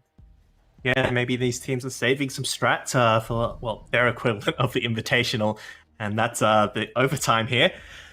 But so far, that was a pretty good showing, especially from Kraken on that basement attack. I think the difference between how G Fuel has played that attack versus Kraken was the vertical pressure that Kraken put onto those mirror windows. Opening up that mirror window and, of course, being able to shoot down those holes really meant that G Fuelers couldn't rotate around as much. They lost that main window facing the breach, and suddenly it just made life so much easier. And yeah, I think that was the defining ingredient for Kraken's attack. Yes, Kraken have definitely polished it up a little bit. It looks a lot better so far. The drones have been on point. We see the Z pings now being employed a lot more by them. The line obviously helps as well in terms of the executes, clearing out the roamers. I mean, I do have to point out NZ Frankie, after the rehost, is on 9 kills. So keep that in mind. Definitely doing very well on that line position. But even still, his usage of that utility online, the EE1Ds, after he gets a frag, after they find a pick or even lose a pick, he uses that EE1D to shut down the possibility for refrags. And they do it to such a good degree that I reckon it's actually won them a few fights, I think, for Kraken. But hopefully just more than that line utility can bring them another couple of rounds here. Obviously now the first to win 2 in a row is going to be the victor. Can they close it out here, Spud? NZ Frankie, as we talk about him, though, finds one on Captain Oz. So that's a good start here for Kraken in OT. So many times we've seen Captain Oz be the first to die, and those rounds have seemed to never really end well in our G Fuelers' favor. Might be the MVP that you need to keep alive, but you can't be relying on just one player to do all your work here. 2 minutes left on the clock now. Players looking to challenge some of these roamers and cut them off as they start moving into the building. This is some good drone work now for Kraken, designating who's playing where. Need to figure this out so that they can sort of justify where they need to push now. Here come the Rotiro drones from Seppi. Wants to be clearing out the mezzanine shields, the top blue shields. This is going to force Cookers away from his position. Very well coordinated by Kraken, straight into the waiting arms of Seppi to take on that kill. Now, Lunchbox could have been spotted out there. Unfortunately, didn't get spotted by Kraken. However, it doesn't matter. Seppi's going to find a second onto Scars all the same. Here's the E1D. Lunchbox to take down Hunter. Lunchbox to take down Seppi. Almost gets a third onto Frankie, but he's there for the refrag on the line. And now a 1v3 for Duck. Can he make it happen, or can Kraken close it out? Well, a duck is when you get, I believe, a 0 in cricket, but Duck definitely not a 0 here. Finds 1 at least. Caught out by the Lion drone, though, and on low health, he's got a difficult battle ahead of him. 2 players to find, 1 planting already, so his time is counting down. Will jump off the plant, but the flashbang forces him back now, and he knows his location has been given away. Plant is continuing now. He's got no options, can't quite push up, and then already it's too late. It's gone down, and now he's got 45 seconds to work with. Luna's just going to back off into the connector here. All she needs to do is hold from her position with NZ above on the hatch. Now, Duck's actually going to try and take the upstairs fight first. He knows he needs to kill the Lion. It's not a soft wall there, so the pre-fires aren't going to connect through the wall onto NZ Frankie. He's going to run straight past, and there's the Lion, I believe, to find his third or second in that round. Very well done by Frankie, but that single-handedly clutched up is going to put, well, should I say, now it puts Kraken in the lead for the first time. Well, it was a 3-3 going into the split, and then, well, G Fuel has won 2 rounds, but quickly followed back by Kraken. And then after that, it was back and forth. 6-7 now. NZ Frankie leading the leaderboard here, 12-3. Definitely that rehost might have helped his connection, or something is up, because he is cracked right now. Going onto the defense now, though. First floor bar and gaming once again. Got rid of the latency maybe on his end. All the same. Kraken, we saw them end their defense half 3-3. So not the most eventful. Didn't end it in their favor. They ended it relatively equal to where they left it. All the same. Now, again, on the defense, bar gaming was one of their more, I would say, better looking sites of the 3 that we saw.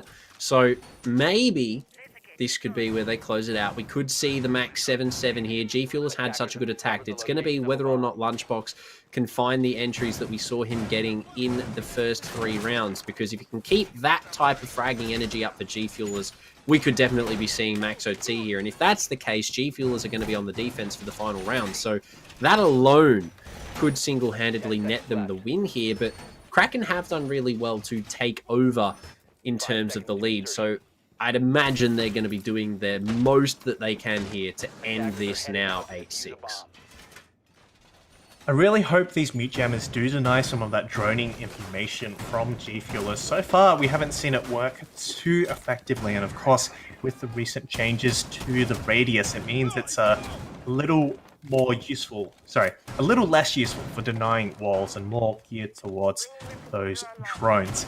Of course, here we go. Already denying some of that information, but once again, quite close to site, so not sure how it's going to affect the Romans. Again here, we got that mute in play now for Kraken, which is already, as we can see, shutting down the G Fuelers information. We've already got Lunchbox's drone in the grasp of a mute jammer, so that is going to shut down his droning for the time being. Now, Captain Oz does have a pretty decent amount of top floor control all the way in piano already. We'll get the first track onto the Aruni of Tiltech. This is going to force him to drop quite early on, actually, only a minute in, and he's already forced back onto site here. But being tracked, hiding in the mute jammer to try and, conceal his now revealed identity, it's going to be the aim of the game here. But G Fuelers already have piano, and they're looking to make quick work of top blue. That's great roam clear there. 1 minute in all expended for clearing out that second, the master area, and of course the kitchen dining area as well. So definitely plenty of time to work with. But with so much utility stacked up on this library stairs, it's kind of become a bit of a choke point too. That office wall is electrified and they can't quite open it. Something we saw employed by Kraken was the Flores. This time, G Fuelers, on the other hand, don't seem to be too interested, but I think that's where the mute really comes into play here for Kraken. They have the utility to shut down this Flores. A one-way trade, though, for both teams. Luna onto Cookers, Scars onto Tiltech, and now a 4v4, relatively equal healths as well. Scars vaults in, taken out through the hatch, though. Seppi's there to find one. Hunter adds to the fray to take down Duck. Captain Oz is there to find Frankie, though, for a 2v3, and now it's just trades back and forth. Captain Oz can't quite find the blue player, has to hit the reload, and now with only 50 seconds left, G Fuelers really have to make something happen. Well, if you wanted any players left alive, you would want Captain Oz and Lunchbox, both doing so well this game, and of course getting all those entries. It's up to them to find those kills now, but Luna on the roam, actually, on the late flank, has information about the positions. It's just biding her time. Could this be the moment it all comes undone for Lunchbox and Captain Oz? They aren't aware. They have actually dropped, though, now. But once again, that opens them up. Luna from above. Lunchbox will get one, but Luna doesn't quite hit. That is unfortunate. Hunter will be able to pick up the slack, though, and now 1v2 up to Lunchbox with no time for the diffuser as well. 10 seconds now, putting it down, but Hunter has to find him. He can't actually quite find him. He's in the wrong position above. Can't quite see will be forced to drop down. Lunchbox could actually have a number on his position, but no, looks the wrong way, and that will be Kraken rising from the deep. Wow, that is a first map if ever I've seen it from the deficit. They did it against Altered Zelios. They can do it against the G Fuelers. Very well done for the Kraken, ladies and gentlemen. I mean, 8-6 is definitely a good way to end things off. I mean, a massive second half there after the rehost alone for NZ. Frankie, what did he end up with? Was it 12? Was it 13? Let's have a quick look. It was the 12. So you never know. He could have been relatively close to that big elusive 20, but all the same, Kraken, very well done to bring that back. I mean, all the way to OT, they almost lost it. It was 6-5. They took it all the way and ultimately took it out. I mean, really well done by them. I mean, that just goes to show how great of a team they are. They have the stuff it takes to be competing at a high level.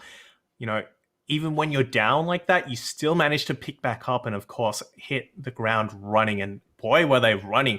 Amazing showing from them on that attack. And, of course, on that last round, they were all over the attackers there. No chance. Very close, though. Having said that, 8-6, of course, is a great showing and definitely entertaining for all of us watching as well.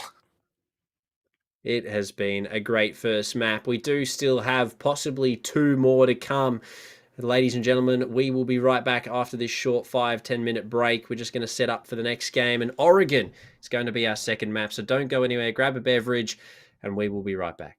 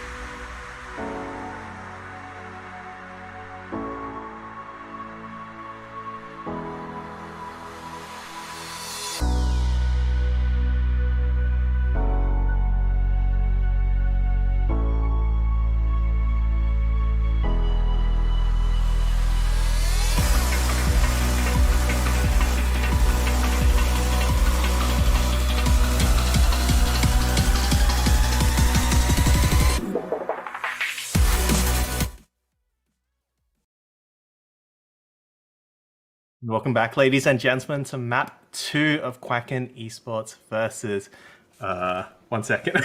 Sorry, I said Quacken, didn't I? Well, we're not going to admit that. G Fuelers, of course, Kraken did take the first map.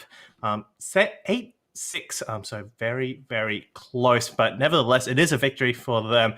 G Fuelers looked strong at the start, but Kraken were just better. They managed to pull it back out. So we're going to be heading over to Oregon now, second map here, and G Fuelers are going to have to take the win here in order to bring it to a third. Yes, well, after the 8-6, Kraken have definitely done well to get the first on the board. Now, obviously, G Fuelers are left in the deficit. They need to try and find themselves a couple more. Well, they need to find themselves a map here to take us to the third. But the Zofia ban again for Kraken. Interesting to see them sticking with their guns on this one. I imagine G Fuelers are going to stick with the Thatcher. However, do you think Mirror's going to make it through as well as Mozzie Spud, or do you think we're going to see some different bans?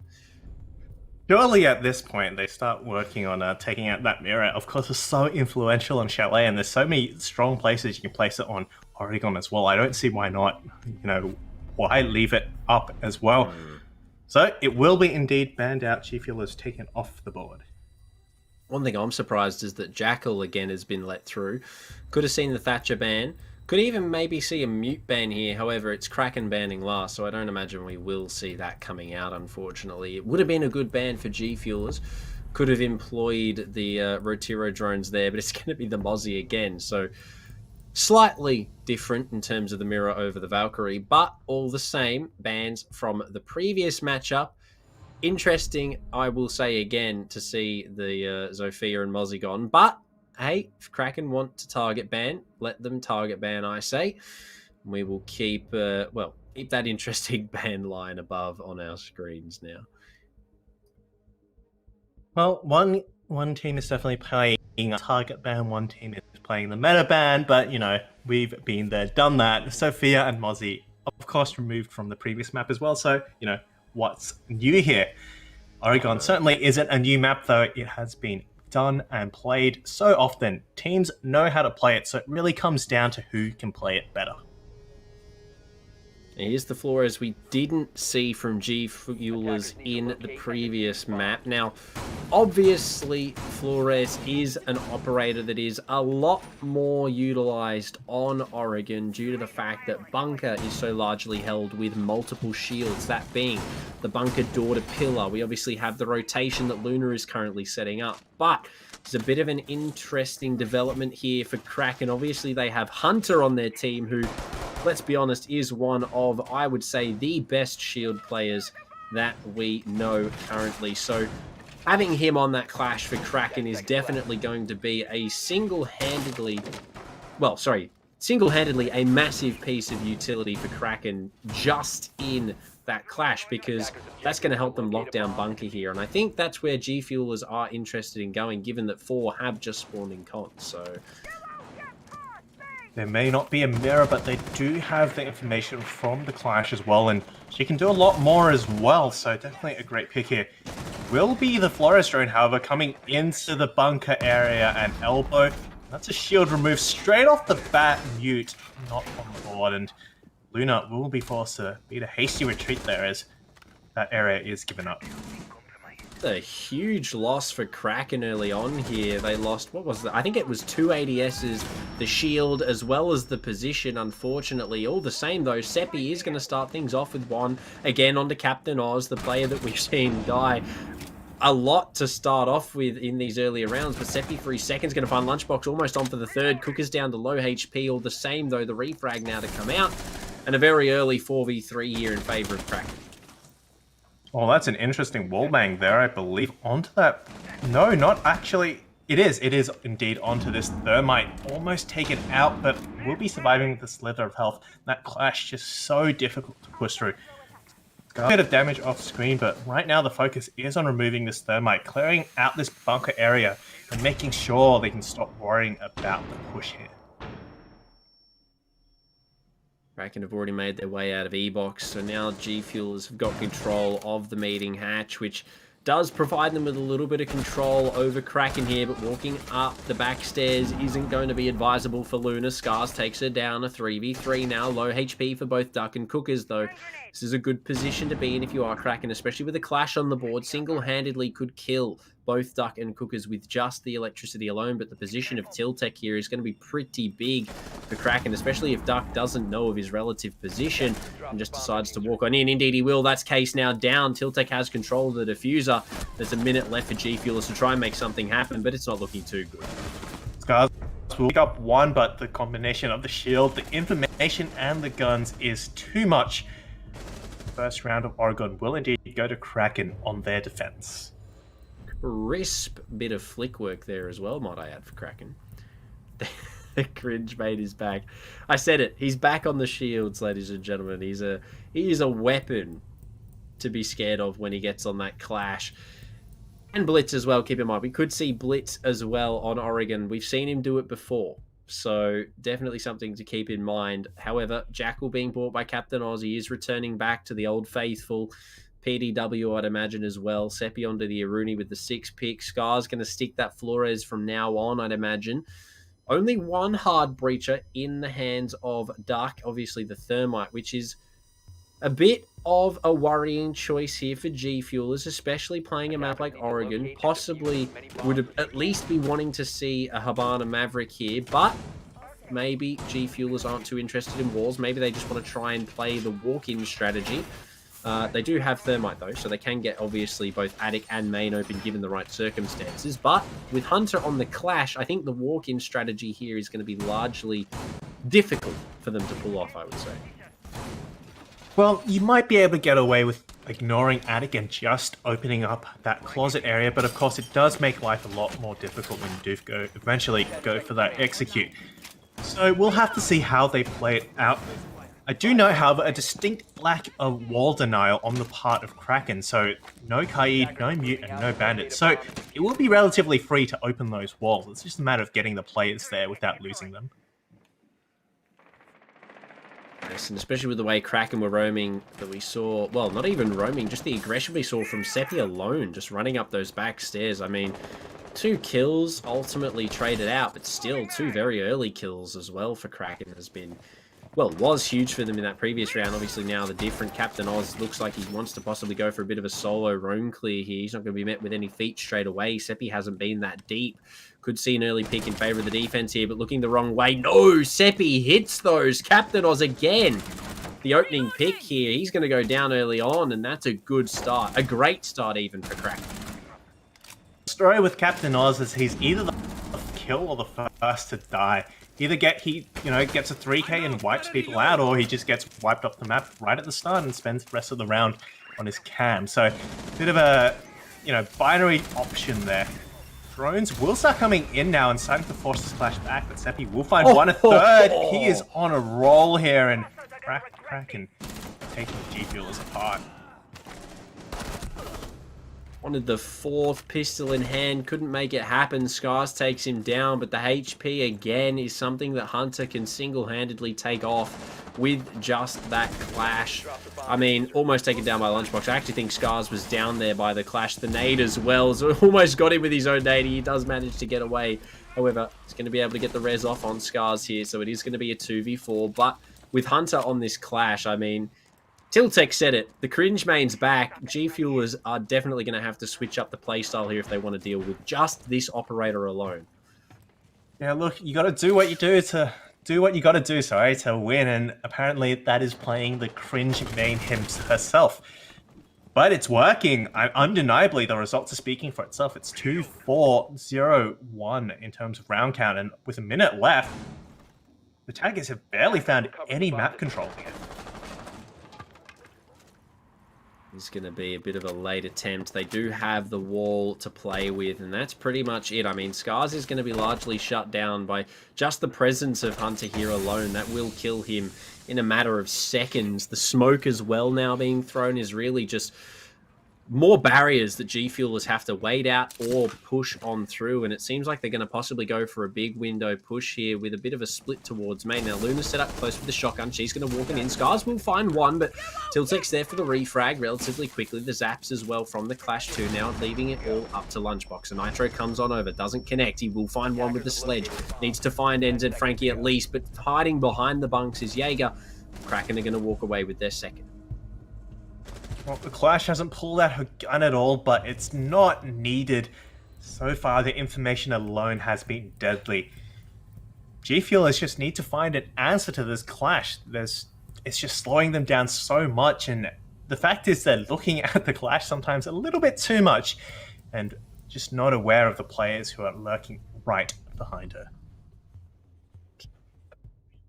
And Osa is a bit of a rough gig there. A 6-pick obviously evident for the G Fuelers. Could be the Nomad, but no, it's going to be Lion, similar to what we saw being bought from Frankie. Now, obviously, a good Clash is only as good as the team that the Clash plays with, and Kraken definitely seem to understand how to utilize the Clash in given situations, be it 2vx's, 1vx's. They know how to use that utility in terms of having essentially a mobile mirror.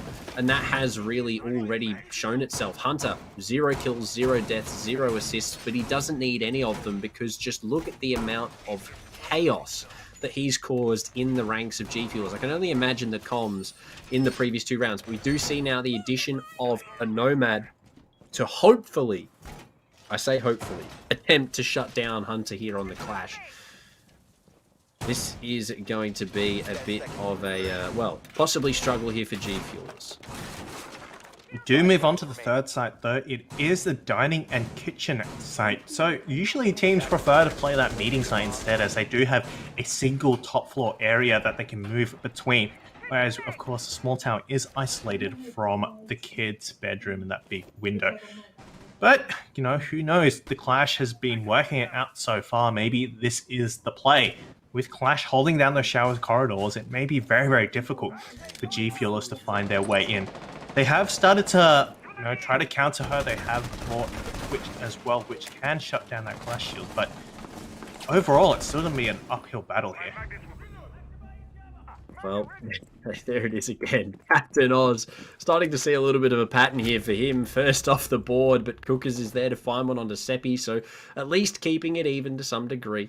Well, my lost early on is going to be a pretty big loss for the defense, though. Jackal, however, is quite pivotal as well. So 2 pretty decently amped kills here for both attack and defense. Scars is really close on Kitchen as well as Lunchbox here. We could see an explosion from them, but the Clash is there to greet them. Here's the mobile mirror. Tiltek set up some lovely shots from him, however, not going to connect. Lunchbox will use those air jabs to try and push the Clash back, but it looks like they might just try and walk into Kitchen here and try and take some head-on fights. NZ Frankie also still lurking on the flanks, and I'm not sure these players in meeting are aware of his position. Cook is looking just slightly the wrong way. Edjab will be starting to come down now, and that gives away the position with the line, but he holds steady and gets one. Cookers never knew what hit him. NZ Frankie gets away with his life as well. Just took our Lunchbox on the way round. Scars will take out Tiltek. That's now site control. Note forfeited straight away by Scars after he saw the Clash. Wasn't having a bar of it. Now keep in mind, Luna will get him. And NZ Frankie's there for the triple. Now it's all up to Lunchbox. No air jabs left to combat this Clash. Now staring him at the face. Hits him with the no, please don't. A lovely pre-fire though.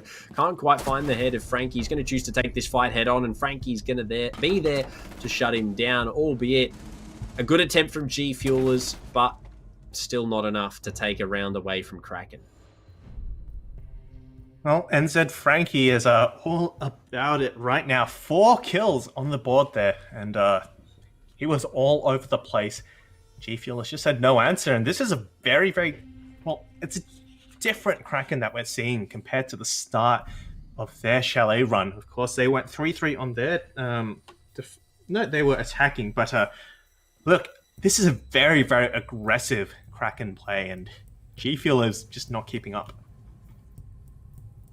It's a very different map from what we saw on Chalet. Obviously 3-0 in favour of G Fuelers is now 3-0 in favour of Kraken, which Honestly, probably could have guessed. I mean, this map is one that has, as I said, been played a lot more in that higher tier competitive. I mean, it was called the Oceanic Clubhouse, Oregon Clubhouse League for a reason, should I say, for a short period of time. But all the same, a map that, especially with the clash play from Kraken, is definitely one that I think they are succeeding quite well on. Now, keep in mind as well, Tiltec has busted out the Cav.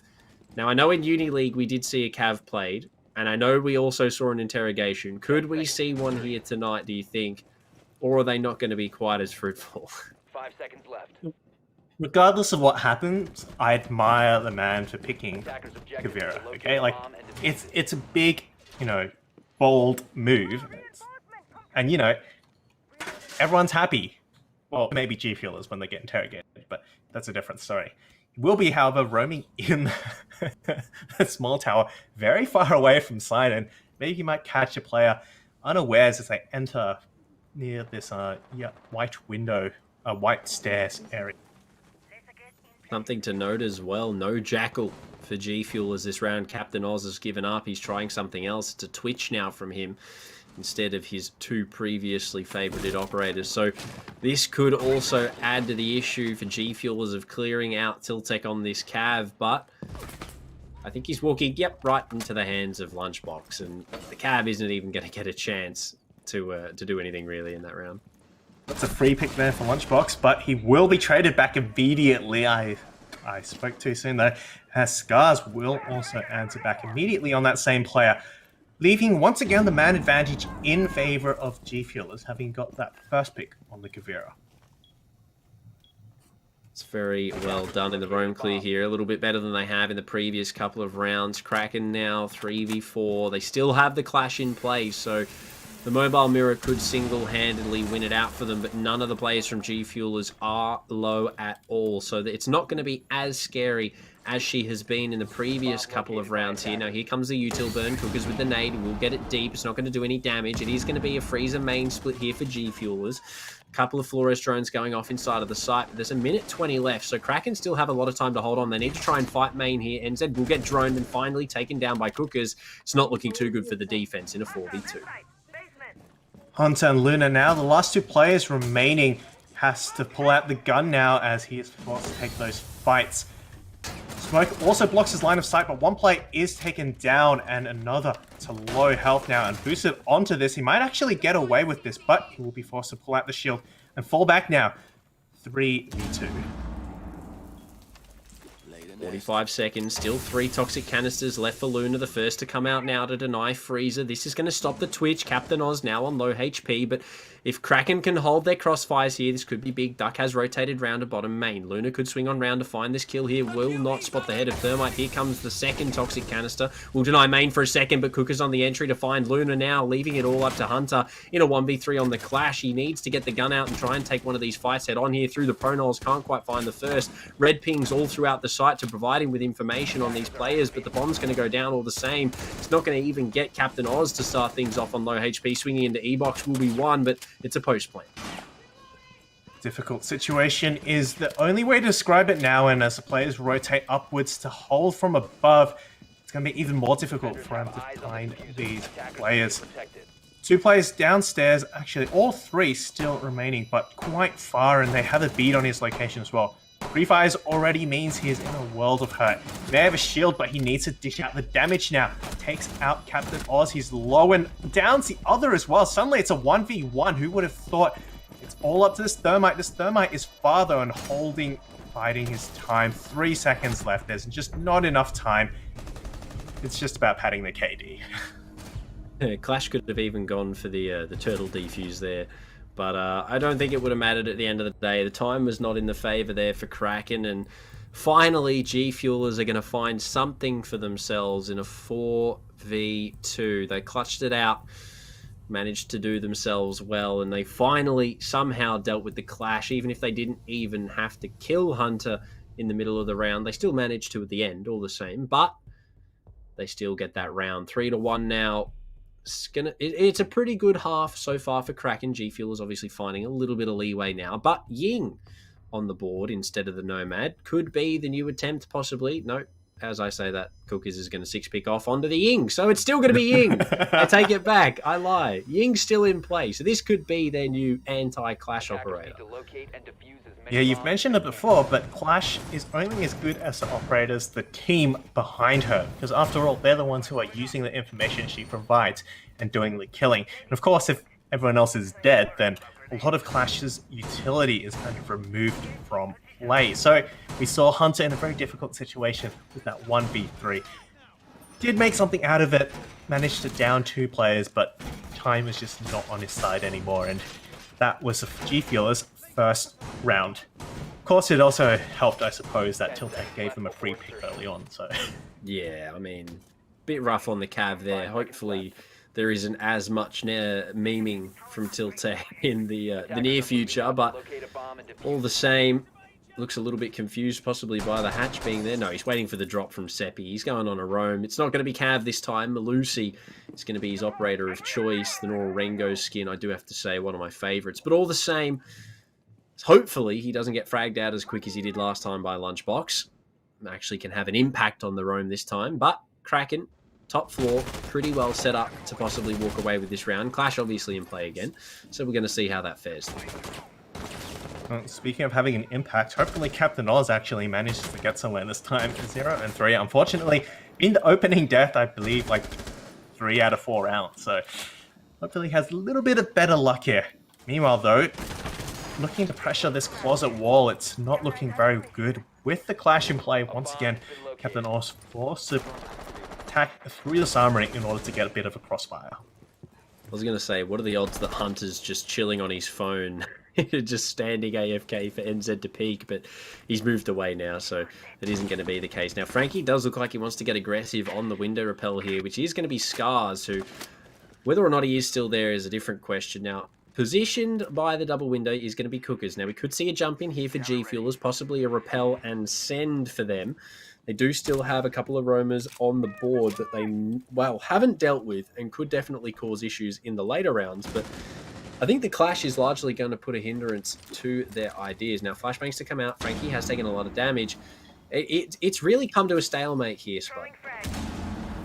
Yeah, the attack just looks like it's stalled out. They're just not quite sure what to do. Opening the wall would definitely be the first thing, though, and they do manage that. However, Captain Oz is looking to clear these roamers, but Tiltec is far, far away. And oh, look at that, a double assist, 2 runouts, and that will be rewarded with Scars for their efforts.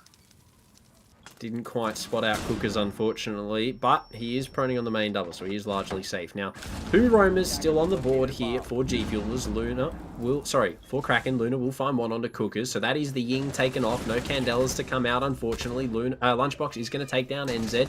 This is a good pick to find if you are G Fuelers, but now it's going to have to be the execute.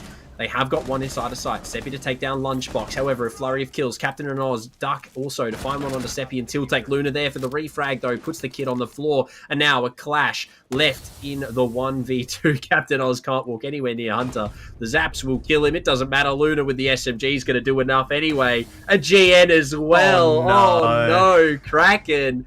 Oh, that was a nice shot. You do have to give it to her. But maybe this is payback for the GG called sleep. Oh, no. Well, if history is anything to go by, maybe that has cursed it. Maybe this will be the moment for G Fuelers to return and make a sweep comeback. But for now, Kraken looking pretty good here. It is a little bit defender-sided, but Luna, 213 ping. I do remember that she did have issues with that and was part of the reason that led to her demise in her Pro League career. Hopefully that will...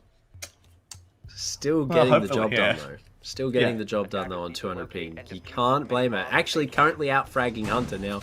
I know he's playing I know he's playing Clash, but it counts. You can't say it doesn't. It counts. Currently out-fragging somebody. And Tiltec, actually. So, I mean, look, 200 ping doesn't break a sweat if you're Luna. Still gets those shots, still gets those frags and rounds ultimately on the board for Kraken. A lot better, I would say, than how they performed in the first half of Chalet. But, I mean, this is the second map. They have had time to warm up now, and I think everyone is up to a relatively good standard of performance now, because obviously we've got the clash employed, we have the strategy, and all Kraken really need to do is just play behind Hunter here, and it is largely free picking. Yeah, on their cafe map, sorry, first 3 rounds they were on defense. Kraken, of course, lost that to G Fuelers, who were attacking. It wasn't until the next 3 rounds that they actually managed to pick it back up. But here, Kraken looked so dominant, and not much of an answer from G Fuelers, though they do manage to take out the shield, and once again, Luna will go back to reinforcing that wall. Looks like they possibly wanted to re-aggress into blue and play for a pick there, but I mean, if they had, I'll reuse the word that I fumbled, they would have paid for that. Albeit though, now the mobile mirror is going to show up, and Frankie's going to take up his position inside of E-Box here, and albeit not going to be greeted by anybody from G Fuelers. I think they've rotated early here. They've given up on bunker. They know they've cleared Luna out of that 90 position, and they've already rotated down Freezer and actually have a lot of control all the way up to lockers now. So it's going to be a big rotate here from Kraken to try and regain some of this control. Luna close with the shotgun, though, could be the first issue. However, again, the mobile mirror is coming in to try and shut some of this aggression down. Beat, here she comes. Smoke grenades now will force these players back a little bit, and Captain Oz is first in the firing line, but it will be Cookies to die the first. Seppi takes him out. I do like, however, that the addition of the... No. I was going to say, the firebolts may help with the clash problem, but not if he's dead. Right at his feet as well. I don't think there was much of a better nitro that you could get from behind the mobile mirror. Cleaned up by Luna, the down from Frankie. He will still be graced with that kill thanks to the new update on the leaderboard. But all the same, the flank now from Seppi as well onto Dark. It's a triple for him, and now a 1v5 for Scars. 100 HP on everybody from Kraken. This is going to be... Oh, Cookers! What are you doing? He's in bunker, guys. Go get him. Luna's going to fall for it first. She's going to be the first casualty of Scars. Cookers trying to bait them into him. It does work the first time, but I imagine they're just going to send Hunter over to try and clean this up. What is that for G Fuelers? He gets a second somehow. He's on 1 health, though. Hunter could just finish it. It looked like he was going to blow himself up there, though, but wow. Well, you got to pad the KD. Oh, actually, no, this doesn't even add to your KD, so sorry there, buddy. We'll get 2, though, and maybe he might find a 3rd with... Nope, it's over. Yeah, a 3rd indeed. Yep, It will be fair himself. enough. Don't blame him. I would have done the same. Bit of a 180. He knows we're watching. Coward. I don't blame him. Clash is scary when you're on 1 health. There is nothing else to say. Flash is scary when you're on full health. I mean, just look at her. She's screaming at you and you're like, I'm sorry. Lose the game mindset. Oh, Cookers is just not having it. Cookers is not he doesn't want to play this second map. He's had enough. 4 and 6, he's beat. He's like, nah, KD's not positive. We're not winning. We're down on a 5-1 half, by the way. This is, well, Luna's put it perfectly. Mentally chalked. But a 6-pick from Chanka onto Chanka. Tiltek almost did the double 6-pick onto the same op. But a fuse is interesting to see. I think this is... Please tell me it isn't shield. If it's Blitz, Monty, Fuse, shield, this is going to be a very interesting round for Kraken. Because I've seen this employed before by them, and I know how it goes. And if I was G Fuelers, no Capcan, no Lesion, only thing is Malusi, this is going to be scary. They do have a Tachanka for their efforts, and maybe Captain Oz will be able to find some feet, but... Cookers is chalked, though. Keep that in mind. Yeah. It's more likely to roast himself at this point. Yeah. Oh, no. 10 seconds to insertion. It would have been even better if it was basement. They could just send it down laundry stairs and 5 just seconds to run in. I don't think that's very nice, Spud. That would have just been enough at that point. I think G Fuelers would have conceded, but we're going to see how it goes. Obviously, a 5-1 split's really good for Kraken, so hopefully G Fuelers can make something of their defense now. But it is AK for Tiltek, so no shield in sight. But it is Blitz Monty still, so... Oh, Small tower entry here, looking to push up the shower corridors. Not many players there at all. In fact, the only player roaming seems to be Captain Oz, and he's Waver on the other side of the map. Does have the shotgun out though, but no, it's a shield. He's not much he can do now, and forced to fall back and probably running into the Monty. Oh no! Not That like is this. bullying for Kraken. Luna goes down off screen all the same, but Kraken, this is horrible. This is bullying, I think is the word I would use. Tiltec could find one here on the lunchbox inside a classroom, albeit some good picks to say the least for the opener. Seppi takes a little bit of damage from the Nitro here. They do still have that Tachanka in play from Cookers, but oh no. If Tiltec doesn't check classroom, this is going to be bad for Lunchbox. He's going to drone right in the door. Lunchbox a freebie. He's just going to hit him with the knife. Nice fade. Could get Hunter here as well, but it's going to be the Blitz C4 to push him back. An ouch from Captain Oz. But all the same, gets the frag, makes it away, and oh no, with the fire as well. This isn't good for Kraken. It's all going down. Burn in chat. Oh no. Yeah, I don't know how apart. that all fell apart. I'm not sure, quite sure. Might have been the memes, but memes aside, look.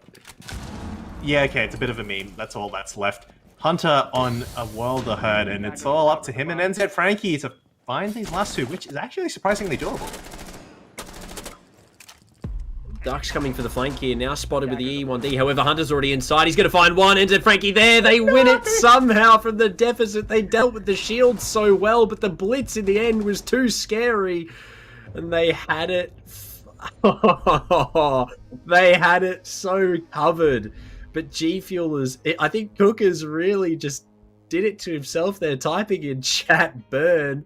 It just really didn't go down for him. That did not age well. I think even Luna saying GN just can't come back from Scar saying GG round 3. I think that has really cemented G Fueler's fate here in this matchup. They have got the same lineup again. We could see Tilt on the shield, but I mean, there's one rule to this round. Probably survive is the eyes here for G Fuel. Oh, it's Ying. It just gets worse. Blitz, Ying, Line, Dokkaebi. Finker. That's even worse. I fear for the G Fuelers. The rule is that whoever starts it ends up paying the price, and Scar's definitely started it, and now look at him go. On the receiving end of a 6-1 beating, and it's not looking good. They are suggesting, though, perhaps not to plan tonight. I wonder what they have cooking for us. Maybe... Are they just going to hide? Oh, yeah, okay. I like it. The last hope. If they all... It looks like they're setting up to possibly all stay in here. No, maybe not. Surely not. Nope, they are. I think they actually maybe are. 3 ADSs on the floor. Maybe it's going to be what is it going to be? Do you think it's going to be triple tout? Nope, it's just going to be an all-out war against themselves and GN from Tiltec. Duck takes down Captain Oz for the first pick, keeping in, obviously in tail with him dying every round to start, but it's definitely going to be a security hold here for G Fuelers. They're not going to give up that side, and I'm not sure, though, Kraken actually wanted it all. Oh, here we go. It's a beehive strategy. Straight in. They already know. Oh no, Tiltec. Do it to him. Do it. Do it to him. He has the fuse charge. Scar's telling them to go away. Cooker's trying to find some damage under the door. Tiltec could go for the fuse here. Luna's going to plant. She's already breaking the rules. I think this is GG. Safe to say, Spud. I think we can really come to quits with what's happening now. Tiltec goes down all the same, though. We'll get one onto Scars with the fuse charge, but yeah, I don't think G Fuelers are clutching this round anytime soon. Yeah, I'm not sure they actually want to clutch this round. Well, super shorty kill, and yeah, that's another fuse charge, and it's all up to Duck. The Duck in a rock and a hard place, and how's he not dead yet? Luna, there you go. Finally finishing the job. All memes aside, Kraken, they hit the GGs in chat. It's all fun and games, ladies and gentlemen. They had fun. We definitely did. But a 7-1 on map 2 to Kraken. Definitely a switch up from Chalet, I think, Spud. But all the same, still very well done, even if it was memes. yeah, I mean, G Fuel had a good crack at it, but unfortunately it just ran out of fuel. And then, at that point, you might as well just stick around and have some fun. And that's definitely fun. Maybe not so much with Captain Oz, though. I feel like he kind of missed out on that round a lot. Not sure what quite happened there. Maybe an early spawn pick or... anything at that point. It could have been anything. Yeah. I mean, at that point, Kraken could just think Captain Oz die first, and he just disappeared, because that's what happened every round in that second map, it seemed. But all the same, they do still have lower brackets, ladies and gentlemen. So we could see G Fuelers make a resurgence back into the main top bracket. But we are going to cut to a small break. We're just waiting for the interview from Kraken. So we'll return shortly, and we will talk to one of the Kraken members. But don't go anywhere. We'll be back very, very shortly.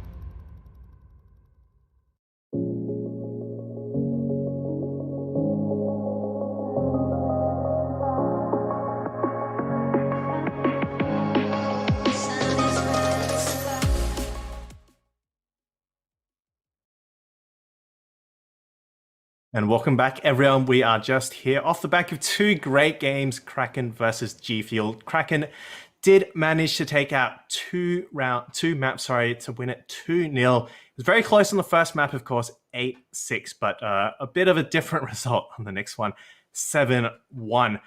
But we will actually get to hear from some of these players and get their perspective on how they all went down. And joining us from Kraken, we do have Tiltek. What's up? Tilt, how you going, man? Welcome. First of all, obviously, congratulations is in order. A big 2-0 for you tonight. Now, first of all, obviously, we saw how you started off on Chalet. Looked a little bit rough, I will be honest. Now, when you went into Chalet, were you expecting the show up that you got from G Fuelers? Because they actually put up a really good fight. To be honest, we weren't really expecting anything. We just wanted to play the game. What else could I say? It was just everyone's first game on, really, from our side, and obviously carrying on to the next map, you kind of saw we kind of got warmed up. We just kindly, took the waves. Yeah. Yeah, so speaking of that, you mentioned that once you guys got warmed up, it was kind of easy going. Was there anything else that had to change in terms of maybe mentality or strategies? Because after the initial 3 rounds, you guys really picked it up on Chalet. There's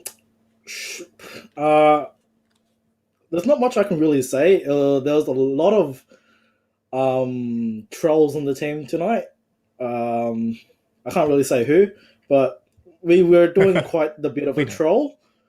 But eventually we just kind of put our heads in and just played the game properly, really. Yeah. Yeah, and especially on Oregon, you guys were dominant throughout pretty much the entire map.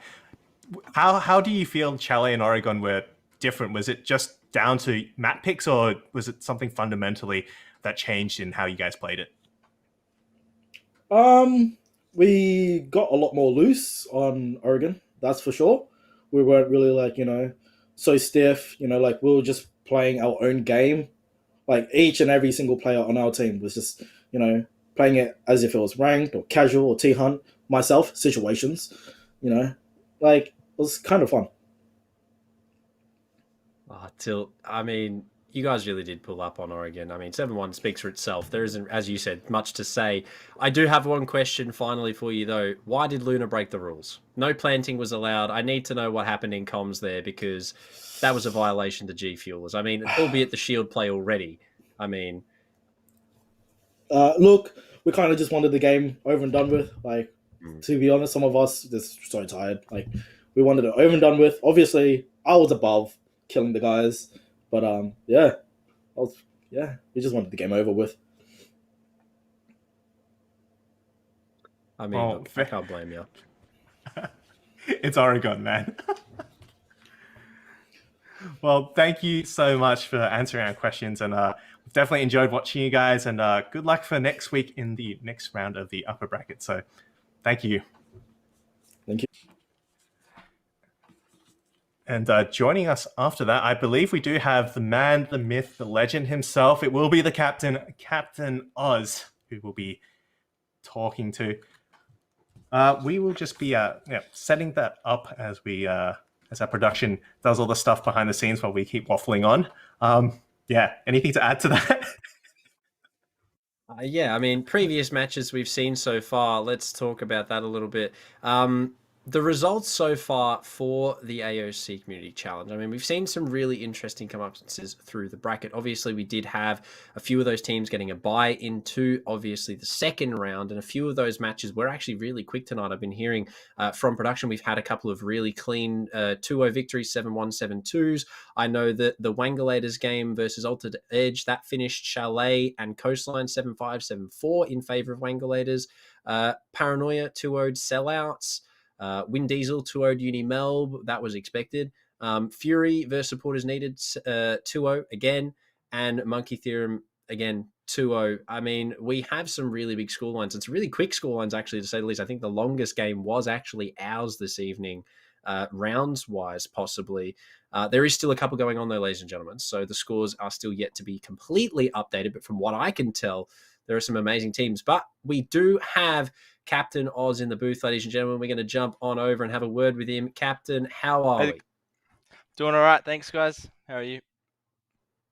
Great. Thank you for asking. Now, first question. First map, you guys looked really good. You were getting your entry picks. You were 3-0 up. Now, you ended up going 3-3 on the half and ultimately losing on Chalet, unfortunately. Why do you think that you sort of lost that momentum that you found in those first 3 rounds? Because you looked really good to take that out pretty quickly for the half, at least. Yeah.